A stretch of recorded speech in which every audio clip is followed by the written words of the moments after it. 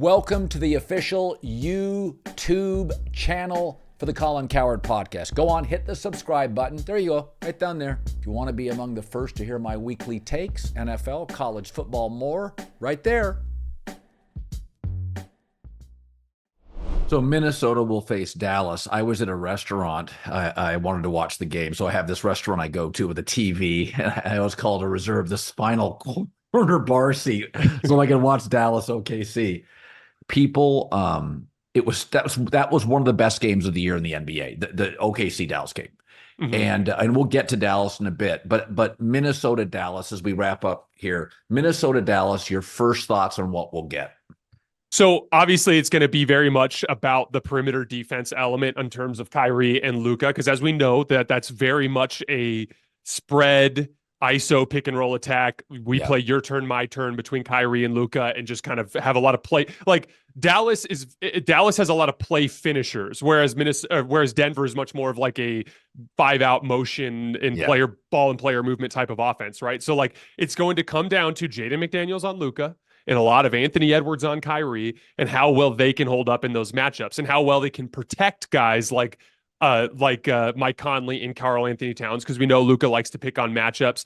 The bottom line is I think Ant right now, because of especially underneath the injury that Luka's dealing with his knee, Ant's probably going to be the best player in that series going in. Yep. And they have the size, they have the ability to really drag Dallas's offense down into the mud. I think I'll probably end up picking Minnesota. I'm going to need to look into some film, but they feel like the safe bet right now. What about you? First of all, I think they're healthier. Second, I think they're deeper in terms of it's. I like the construction of it. I think sometimes Dallas can be a bit lopsided. Ant, I really do think, to your point, I think Ant will be the player of the series. There are so many advantages to having Minnesota's size on the front line. You can be more aggressive on a Kyrie and a Luka. You can take more chances. Ant's aggressive anyway. And my feeling is Minnesota, the construct of I think Minnesota physically, size, aggressiveness, and Ant. I also think we have to remember Ant, this was such a great series for Ant, even though he wasn't great every game. This was the first series he was in that felt like a final. Like this felt like Jordan getting past Detroit, Jordan getting past Boston. Forget the championship. Getting through these just Western Conference heavyweight Ali Frazier fights, you move. I mean, you beat, it's like you beat a Brady or a Mahomes in the playoffs. It is as big as the Super Bowl. It's the same thing, the same arc. And I feel like this is a really memorable moment in Ant's career. We'll go back and go, God, remember the Nuggets series. Remember that fight. I kind of feel like Ant will put the cape on. He'll sleep on this. Going to be a great flight home to Minnesota. You celebrate, you get off night sleep, then you start gearing in.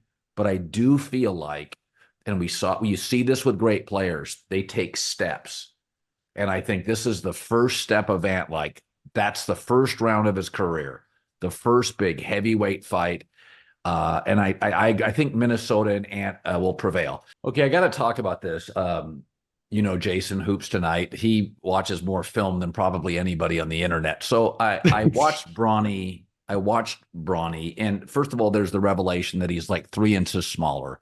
So now he's going to be a backup point guard. That's kind of what he's got to be. So I always feel like you got to be about 6'4" in the NBA to be a 2. And then at 6'4", you got to be pretty tenacious because you're going to face 6'6" guys a lot. But somebody pointed out in the internet, I apologize for not remembering who it was, but they said, wow, that jumper starts really low. Really low. You can get away with that in high school, AAU, and probably college. But man, that's a half second. That's a third of a second. And I watched Bronny, and he's athletic enough. He runs the floor well. He's going to be a smart kid. I don't worry about any of the intangible stuff. But I looked at that jumper and I thought, I'm not a scout. I'm not going to pretend I know. But you've seen it. Is that have to be corrected for Bronny? I think it probably does. That was actually the video that went around where he did the star drill at the the combine, Yes. and he hit 19 for 25. The first thing that stood out to me is like that release is a little slow. Like he was running to the spot and then taking his time to load up and knock down the shot. And like just compare that just as a juxtaposition. Watch a Dante DiVincenzo three as he comes flying off a screen. Like it is lightning quick release as he gets it into his pocket and elevates, right? So like here's the thing though, let's not fool ourselves. None of us saw Bronny as a lottery pick. Yeah. He's a project, but he's a project who, with basketball shoes on, is going to be the better part of 6'3". He's 210 pounds of solid muscle. Yeah, which, he's strong. like I was considered a strong forward in college, and I was 225. So, like to give you an idea, he's like big and strong. Yeah. He's got super long arms. He's got like 6'8" wingspan. He's had the third best vertical leap at the combine. Like he is an elite athlete Yes. at his position who's got good strength and length. So, like, what does he project to be in the NBA? Probably, like you said, either a backup guard, kind of like a Deuce McBride. Deuce McBride is like kind of the low end, and then the high end is like the guy like a Jalen Suggs, where maybe he could start and be kind of like the point guard or two guard on a team that uses forwards to initiate offense. Because there's a lot of teams out there, kind of like the 2020 Lakers. They started KCP and Danny Green. Like you don't need a point guard if your forwards are stars. So like there are teams out there that could use a player like that. My thing is like he's clearly a project. So you're right. He's going to have to get his shot blocked 15 times in practice until he listens to the coach that says like, hey man, we got to tweak your release. Let's get in. Let's work on this. It's going to be a process, but like, I have no problem with him getting his chance. I think, I don't know about you, Colin, but I think it's absolutely hilarious how everyone's focusing on the nepotism angle because it's literally as if it hasn't been. Every level of basketball is like that. I remember when I was at the U of A, it'd be like they'd sign some 5-star recruit and they'd bring two of his friends, one to be a manager and one would get a spot on the team. Like of course, the Thanasis on Antetokounmpo plays for the Bucks and he like barely looks like an NBA player sometimes. Like at the end of the day, like this is such an ordinary thing in life, and like he's going to get his opportunity because of his dad, no doubt. Yeah. But no real coach is going to put him on the floor and give him minutes in a meaningful game unless he earns it. And he will have his opportunity to earn it. He does have legitimate NBA tools. And that's the part that I think gets glossed over too much. He has NBA tools. Let him have his opportunity. Let's see what he makes of it. Yeah, I watched him a couple of times at USC. He's got hops. He'll defend. He's powerful, a quick jumper, runs the floor really well. By the way, the same guy who would complain about Bronny doesn't watch the NBA and probably got a job or went to a school because his dad got him into college, and his dad got into college because his grandpa got him into college. It's like, people, take a deep breath on this shit. It's like politics, the Clintons, the Bushes, I mean, this is the way the world works, like corporate America, political America.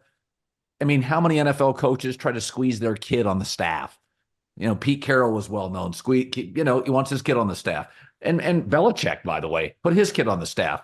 I just don't have a problem. Again, Bronny is when I watch him talk, when I watch the sound bites, he's very grateful for it. This isn't some arrogant kid who feels like he's like, yeah, I get it. Like everybody gets it in the room. So